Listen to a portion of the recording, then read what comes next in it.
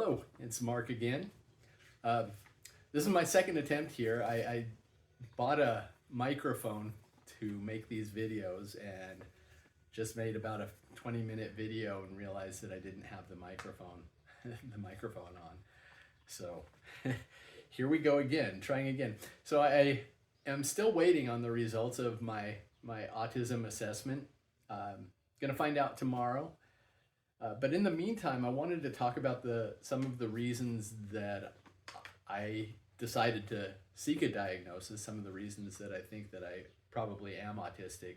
So I have here a list of that I actually brought with me to the assessment, and I'll talk about some of these things. There might be a few that I don't cover because they are, somewhat personal, and I'm not quite ready to share them publicly yet.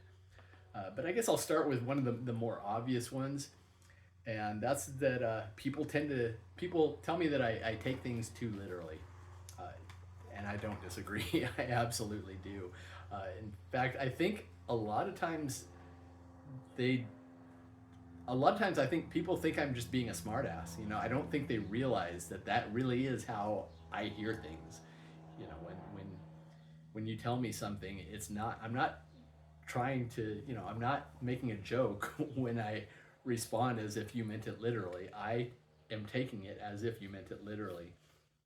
So an example that I wrote down, this is from when I was a little kid, but I can remember this fairly vividly, that my mom told me to water the dogs. And I must have been fairly young because it was something that she had never asked me to do before. So I guess she decided that I was ready for a new responsibility. So she asked me to water the dogs, and the way I remember it is I didn't really understand what she meant. And I kind of tried to work it out in my head and figure out, okay, well, water the lawn, that means to spray the lawn with water. So that must be what she wants me to do. And even though I didn't understand why she would want me to do that, a few minutes later, she walked out to find me hosing down the dogs.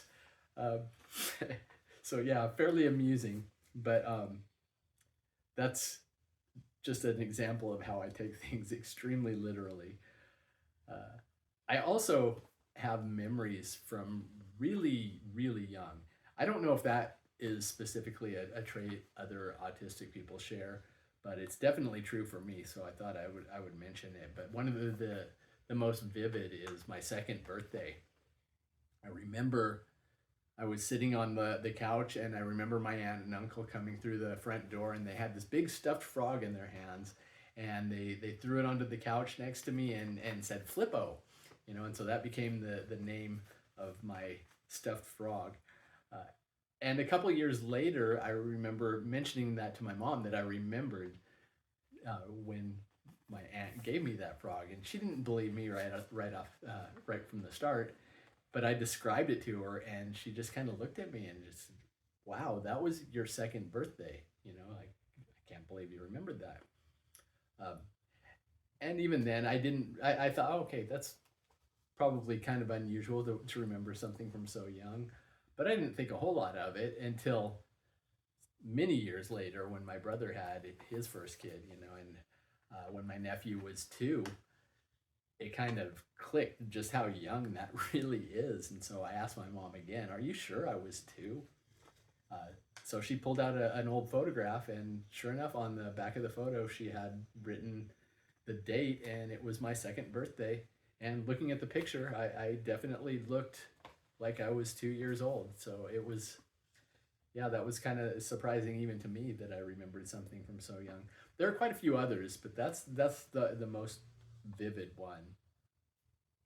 So some other things that kind of make me think that actually I do want to share this another story of an early memory. My family always called broccoli tree broccoli, and I remember the origin of that. It must have been the first time I had ever had broccoli, because I remember sitting at the table, and had this plate of these green things that looked like little trees. And so I said to my mom, trees. And she kept saying, and she responded, no, broccoli. And I kept repeating, trees. And she'd say, no, broccoli. And at least as I remember it, I remember this kind of feeling a little bit frustrated that I couldn't explain to her what I meant, that I understood that they weren't actually trees. I just thought they looked like trees, and so that's what I wanted to call it. And but finally, I just conceded tree broccoli, and so that became what we called broccoli in my house from then on. Uh, Kind of funny, I thought. So a couple other some of the other reasons that I think I might be autistic. A big one when I was younger, especially, it still happens, but not near as often, that people can't really tell when I'm joking. Uh, I used to be very sarcastic. That was kind of my sense of humor. It was always amusing to me, but I don't. But people didn't always get it. And you can imagine, when you're being sarcastic and people don't realize you're being sarcastic, that can tend to piss people off a little bit. It never, nothing horrible ever happened from it, but the people who knew me always just kind of, they would have to pause and kind of ask, are you joking or are you being serious? Um, I think I was kind of amused by the fact that they didn't recognize when I was joking. Uh, but now that I look back, I think I wasn't trying to be that deadpan. That's just kind of the way I speak. Also, I had a hard time understanding why other kids were into things that I just had no interest in. Uh, but sometimes I kind of felt like I had to fake it, like had to act like I cared about things that I just really didn't care about at all. I've never had an interest in sports, not even a little bit. It was not interesting to me in any way. I guess no, I'll take it back. I did kind of. There have been periods of time where I kind of got into basketball, and I did like to play basketball as a kid. Was never very good at it, but I did like to play. But aside from that, yeah, sports were just never my thing. Um, Sometimes kids would be into movies that I just like. Why? I don't get why that's interesting to you. But again, I would feel like I didn't want to be the outcast, so I felt like I had to sort of play along and act like I was interested in things that I didn't care about. Um, this one's, I guess these are all kind of odd, but this one I even seems kind of odd to me. Uh, I do it especially when I'm alone in my car, that I'll just make random sounds, just weird random noises with my mouth. And I think now that might be a form of stimming. I'm still learning about this kind of thing, but it seems that sort of fits what I how I hear stimming described. I know a lot of times it's not uh, for a lot of people it's not necessarily verbal, but it is more a physical thing that people do. And I do have a lot of those as well. Like this is one I didn't even realize that was weird. When I was a kid, I was sitting in class doing this, and I still do it a lot. But I was just kind of bending my fingers like that, and no, it doesn't hurt. My fingers just happen to bend that way.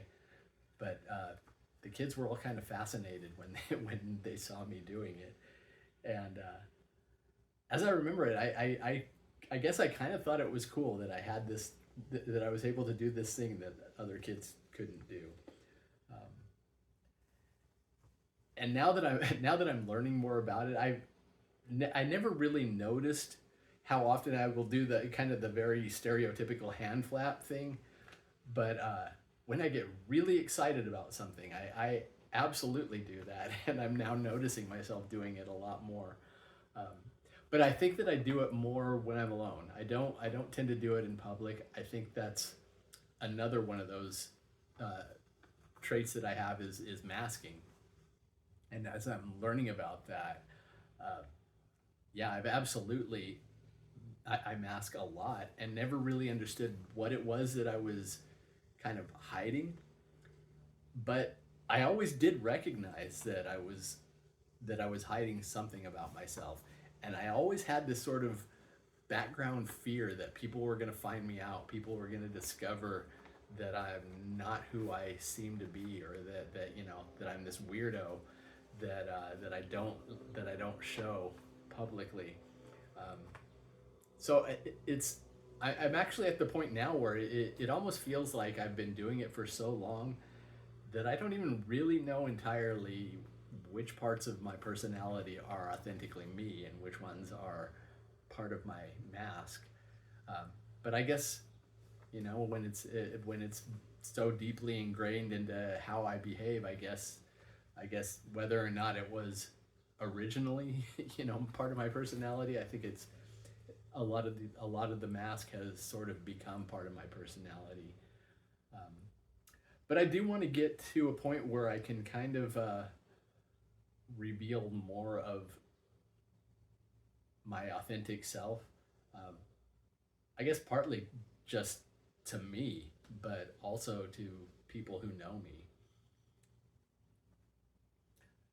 Um, and that kind of ties into I'm often afraid in conversation that I'm going to say the wrong thing or that I did say the wrong thing.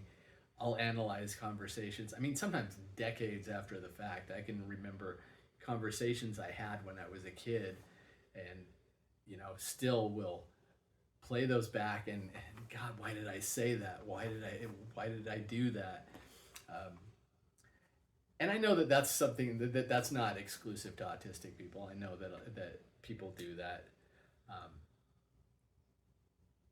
and maybe I don't do it more than others, but it sort of it feels like something uh, that I just do a lot. Um, Also, part of the masking thing, I think it's made it very difficult for me to have, you know, deep relationships. I've always struggled with maintaining any type of relationships, whether it's friendships, romantic. I'm not even very close to my family. I I was adopted, but I wouldn't say that's the reason. My brother was also adopted, and he's very close with my dad. My mom passed away several years ago, but he was always close.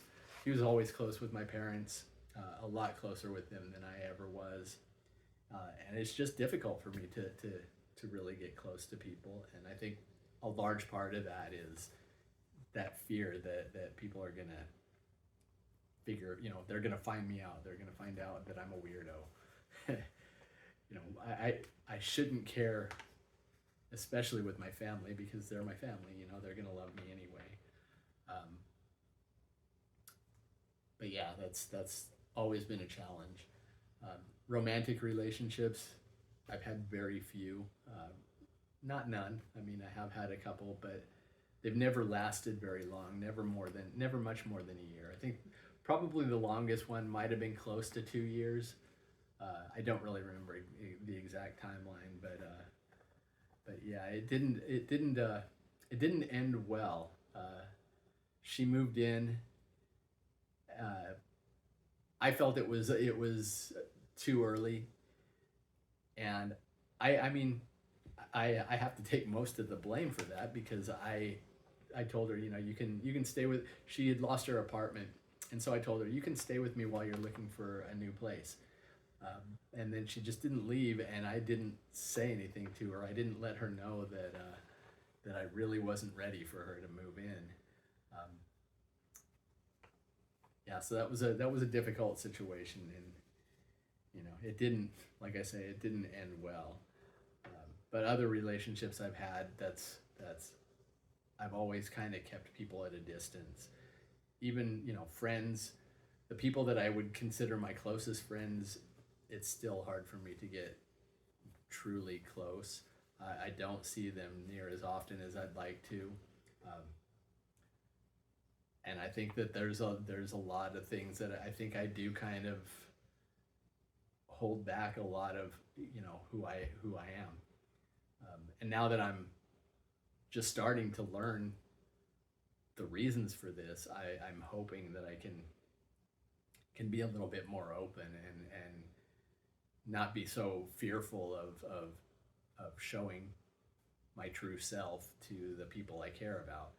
Um, and I know that there might be a couple that aren't gonna handle that well, that aren't really that aren't going to know how to deal with me when that happens. But I think the ones that are most important to me, I think they'll understand. Uh, but I'm sure it's going to be a challenge. So I hope, anyone who has advice, who's been through this kind of thing, somebody who, especially other late diagnosed autistic people who have gone through kind of removing the mask. Maybe you can share some of your experience. I would love to see it. It's definitely helpful for me to hear from others who've gone through similar things.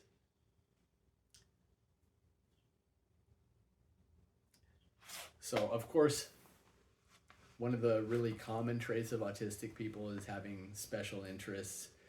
I tend to get obsessed with things to the point where I drive other people crazy with just how often I talk about the things that I'm obsessed with. One of the things that I don't know how common this is for other autistic people, but I sometimes will just suddenly lose interest in something. I suspect that I'm probably also ADHD, and I don't know if that might be part of it. Yeah, but still kind of figuring things out here.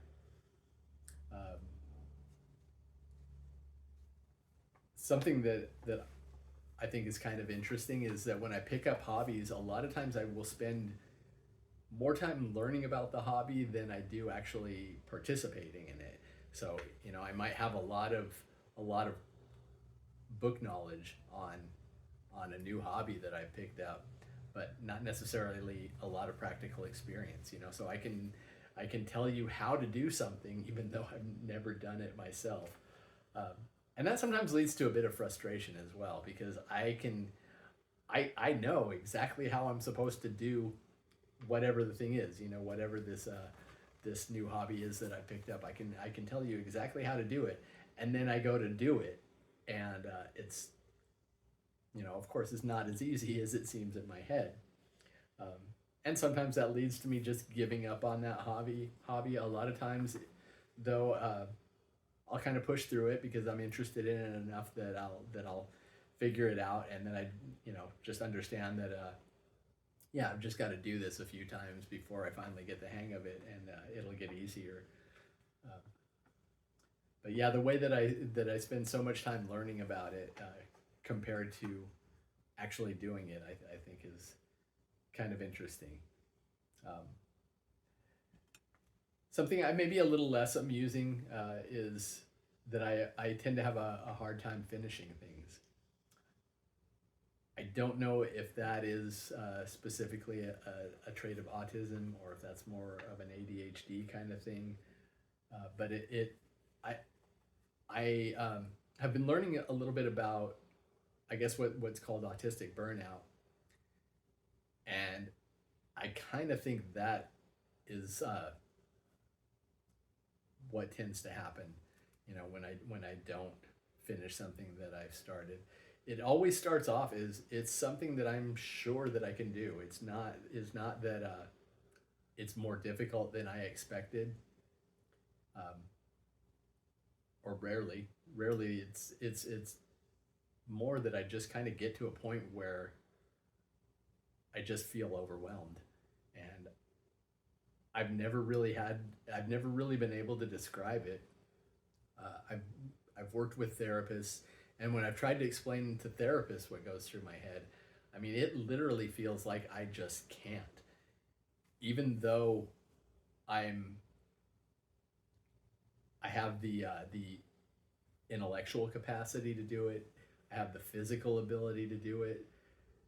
It's almost like I'm just paralyzed and not able to just get myself to move, to get myself to do whatever it is that I need to do. And it's frustrating because it's always something that I want to do. It's not that I just lost interest in it. I still very much want to accomplish these things. And I know I'm being vague. This is one of those things I'm not real comfortable sharing the details of at this point. So I hope that I can get to a point where I'm a little more comfortable with that. But I'll just say that, you know, there have been some goals that I've had that, like I say, I was certain that I could achieve, you know, certain that I could accomplish. And I still know that I have the physical and mental ability to do those things. But when I've tried, I might start off great. I might start off doing really well, and then at some point I just shut down, and I don't. I'm starting to get a better understanding of where that comes from, but it's confusing to me. It doesn't make a lot of sense, and it is very frustrating, you know, to fail at something that you really wanted to achieve and really knew that you could.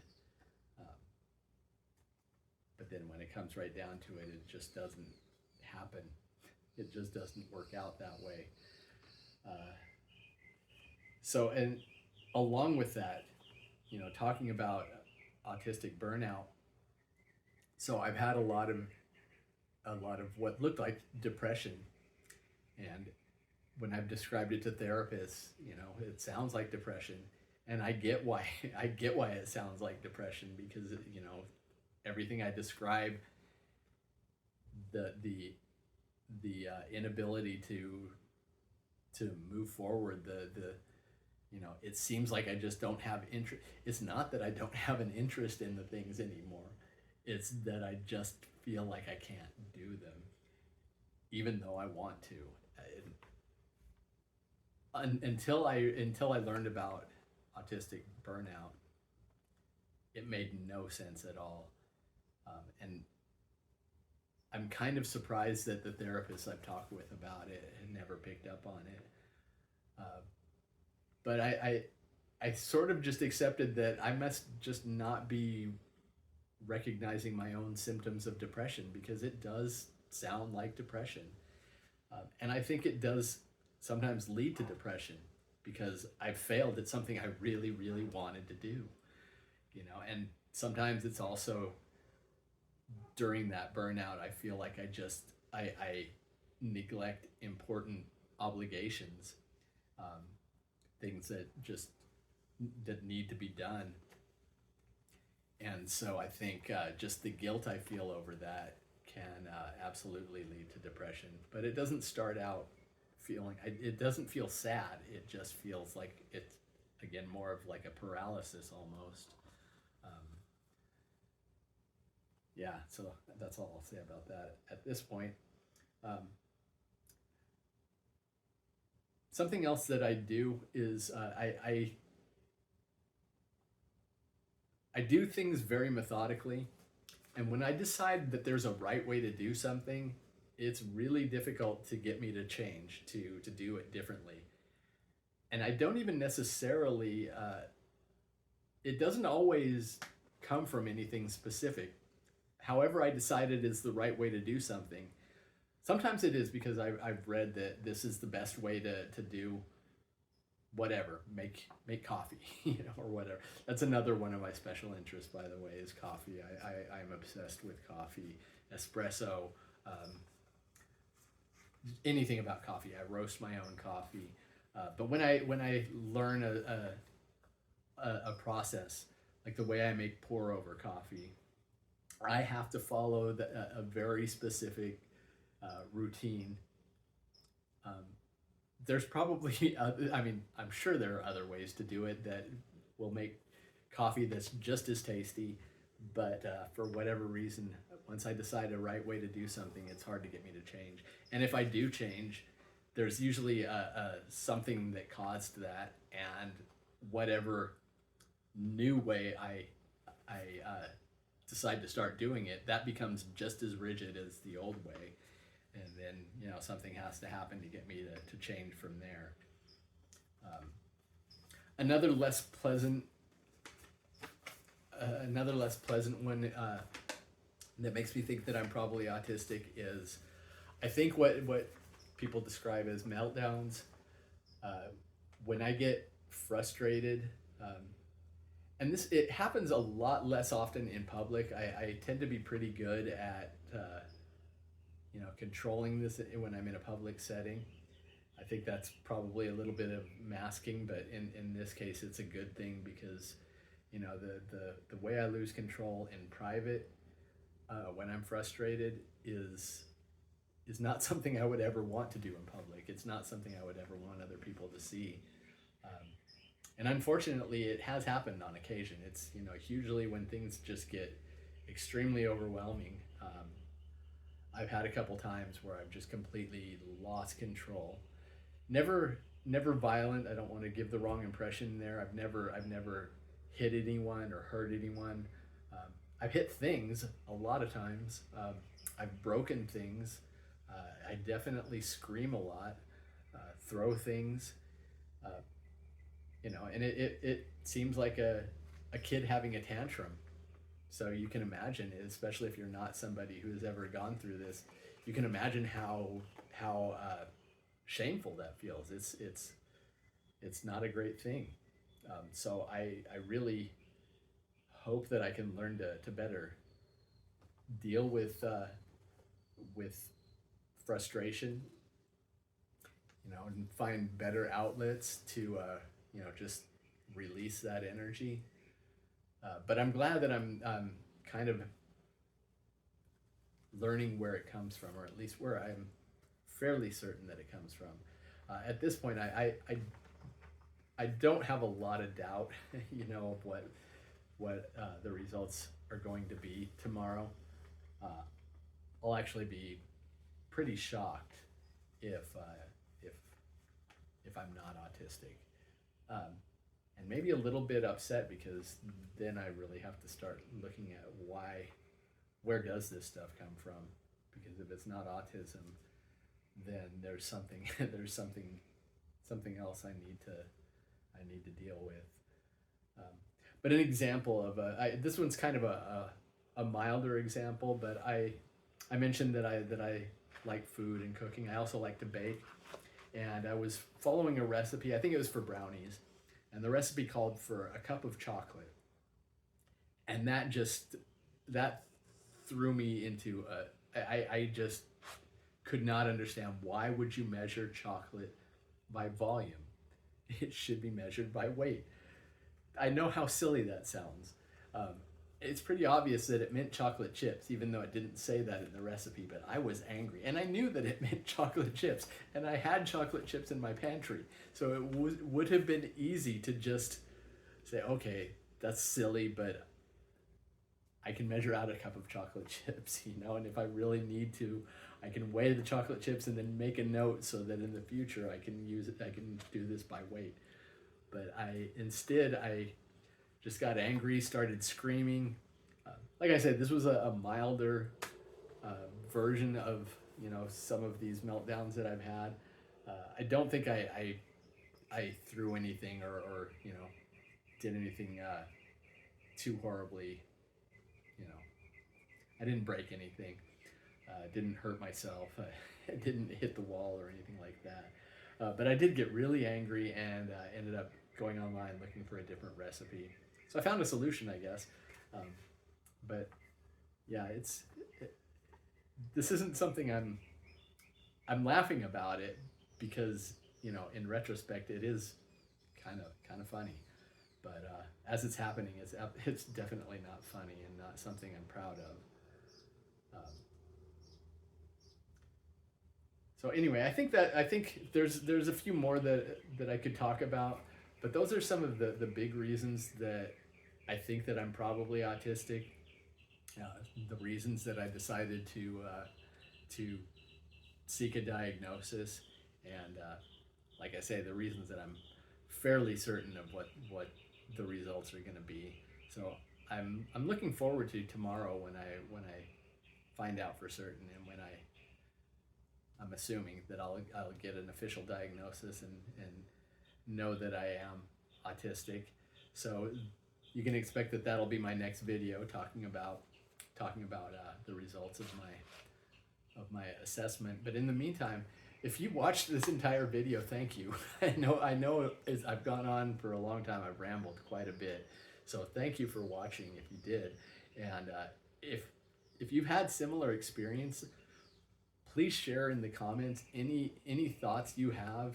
You know, if you've got any advice that might help me as I'm kind of going through this journey of, you know, figuring out what it means to be an adult with autism, especially finding out this late in life. I would love to hear your feedback, your thoughts, and I look forward to continuing this journey and sharing it with whoever happens to be watching. Thanks.